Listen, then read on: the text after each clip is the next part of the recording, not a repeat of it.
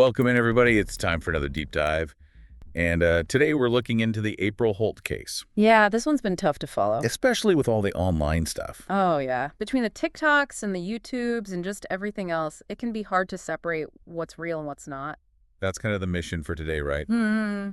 Trying to make sense of it all. Yeah, I think a good place to start is that Beyond the Crime episode. Oh, yeah. Yeah, number 6, I think. It really lays it all out. It's so chilling to watch those videos knowing how it ends, Right. It makes you wonder how much was real. especially with April and her whole online persona. The whole manifesting good things angle. But then she dies so tragically. Yeah, it really makes you question everything you see online. Like how much of what we see on social media is actually real? And how much is just a curated version of ourselves.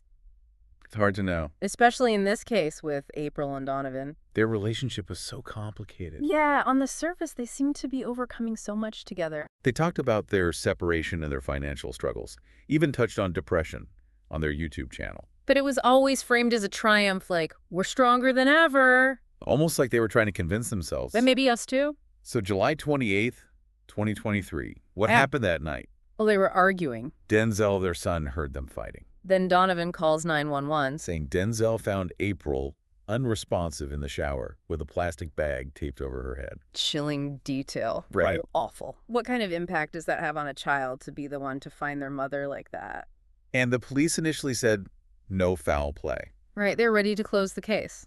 But Jamie April's mother, she refused to accept that. She knew April wouldn't have taken her own life.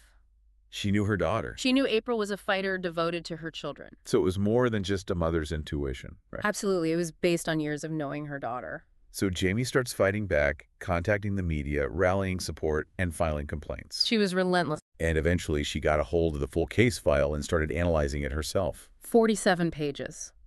Wow, she found something. Fingerprints. Whose? Donovan's on the bag and the duct tape. Oh, wow. Game changer. And then she confronts him, right? And gets a confession. She records it. Wow. And that recording becomes a key piece of evidence for the police. So they arrest Donovan. Yes, indicted on multiple charges, reckless homicide evidence, tampering, false reporting. But Jamie's still fighting. She wants those charges upgraded. She believes April's death was no accident. So now Donovan's in custody awaiting trial. A long road ahead.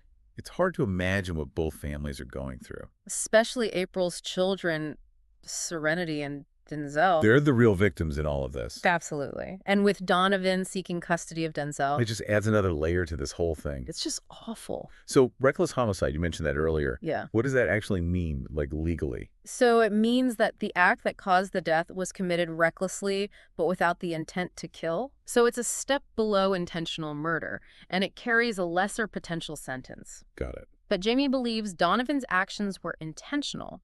She thinks he meant to kill April and therefore should be charged with something more serious. That makes sense. So what could Donovan's lawyers do? What are their options? Yeah, I mean, what kind of defense could they possibly use? Well, they could argue that April's death was an accident. An accident. Yeah, like maybe during a struggle, they could try to focus on how intense the argument was that night. Right, right.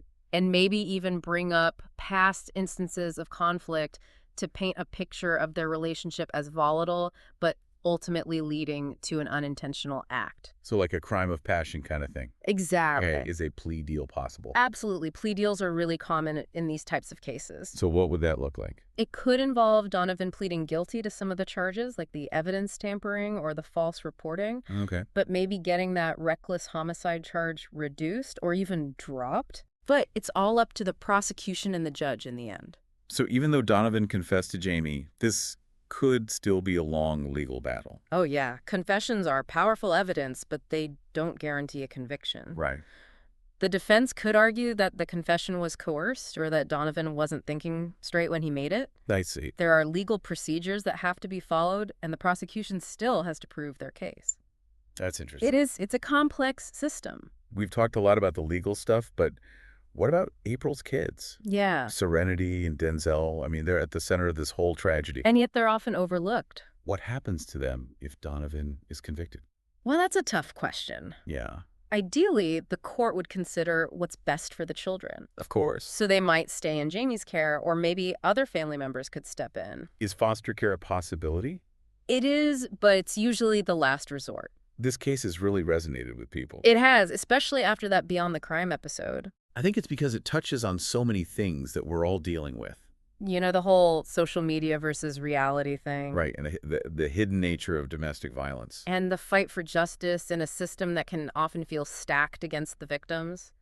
You know, watching that Beyond the Crime episode, Yeah. what struck me was that April had actually filed for divorce Oh, wow. just 2 weeks before her death. And Donovan had pawned his wedding ring a week before. Yeah. Wow, those details definitely change things. They do. Right. It suggests that their relationship was falling apart. Despite how they were portraying things online. Maybe April was finally ready to leave, and Donovan, realizing this, acted out. In a desperate or even malicious way. It makes that last argument they had, the one Denzel heard, even more disturbing. Absolutely. We don't know exactly what was said that night, but knowing the context, Yeah. it's impossible not to imagine the tension, the fear, the escalating emotions that led to this tragedy. It's a reminder that we can't always judge a book by its cover. Especially when it comes to online personas. We see the perfect photos, the happy captions, and it's easy to forget that there's often a lot more going on beneath the surface. Exactly. This case also shines a light on domestic violence. Right. April and Donovan presented this united front online. But behind closed doors, it seems like there was a much darker dynamic. Domestic violence often thrives in secrecy. It's hard to detect, especially when a couple appears happy or successful. Right. This case reminds us that we need to be vigilant, to pay attention to the warning signs, and to offer support to those who might be in danger. So as we continue to follow this case, what are some key things for our listeners to keep in mind? Well, remember, the complexities this case involves legal battles, emotional trauma, and long-lasting consequences for April's children. And it's a reminder that justice can be a slow and frustrating process. It takes time. It's also a reminder that domestic violence is a serious issue, and we all have a role to play in recognizing the signs and offering support. And most importantly, remember April's story. Let it be a reminder that behind those perfect online personas, there are real people with real struggles. And sometimes those struggles can have tragic consequences. So much to think about with this case, you know? It really is. Especially with April and her online persona. Yeah, it makes you think about how we all present ourselves online. Like, are we all just putting on a show? I think to some extent we all do. It's easy to get caught up in the highlight reel, you know? Absolutely. We see those perfect pictures, the happy captions. And we forget that there's always more to the story. Everyone has struggles. Everyone has flaws. And sometimes, like in April's case, those struggles can have tragic consequences. Yeah, it's a tough lesson to learn. We also have to talk about Jamie. April's mother. She's incredible. She really is. She didn't just accept the police findings. Nope. She dug deep. She asked questions. She challenged the system. And she uncovered the truth. It's inspiring. It really is. She faced so many roadblocks. Skepticism from the police, the complexities of the legal system. But she never gave up. The power of a mother's love. It's amazing. Jimmy's story is a reminder that we all have a voice. We can all make a difference. If something doesn't feel right, don't be afraid to speak up. Ask questions, demand answers. You have that right. We've talked a lot about the legal stuff, but I keep coming back to April's kids. Serenity and Denzel. They're the real victims in all of this. They've been through so much. Witnessing the conflict, losing their mother. And now dealing with the legal system and custody battles. It's just heartbreaking. Their well-being should be the top priority. Absolutely.